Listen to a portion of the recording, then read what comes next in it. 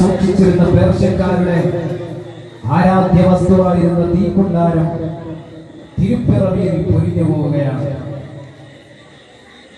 അതുപോലെ തന്നെ സാവതടാകം വറ്റി വരണ്ടു, ഒരുപാട് ബിംബങ്ങൾ കീഴ്മേൽ മറിഞ്ഞു വീണു. എല്ലാ ശിർക്കൻ സാമ്രാജ്യങ്ങളിലും തൗഹീദിന്റെ അനുരണങ്ങൾ സൂചന നൽകിക്കൊണ്ടാണ് തിരുപ്പിറവി സംഭവിക്കുന്നത്. ബാഹ്യമായ ഒരു കാരണം ആരും കാണുന്നില്ല. നബി സല്ലല്ലാഹു അലൈഹി വസല്ലം തങ്ങളുടെ ജനനം ആ കാലഘട്ടത്തിൽ ശരിക്കും നാം മനസ്സിലാക്കണം. ജാഹിലിയ്യ കാലഘട്ടത്തിൽ അറബികളുടെ ഹോബി എന്തായിരുന്നു?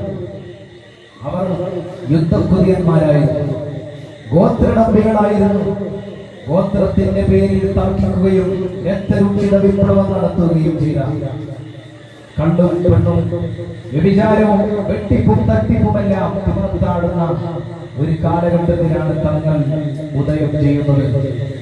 മാത്രമല്ല, നല്ല ജീവിത പദ്ധതികളായിരുന്ന തൗറാത്തും ഇഞ്ചീലും തുടങ്ങിയ മുൻവേദങ്ങളൊക്കെ കൈക്രിയകൾ നടത്തുകയും ഒരു ജീവിക്കാൻ പറ്റാത്ത അവസ്ഥയിൽ ഒരു ദൂതനെ കാത്തു നിൽക്കുന്ന ആ ഇരുണ്ട യുഗത്തിലാണ് നബി സല്ലല്ലാഹു അലൈഹി വസല്ലം പിറവിയെടുക്കുന്നത്. നബി സല്ലല്ലാഹു അലൈഹി വസല്ലം ജനിച്ചു വീഴുന്ന രാത്രിയെ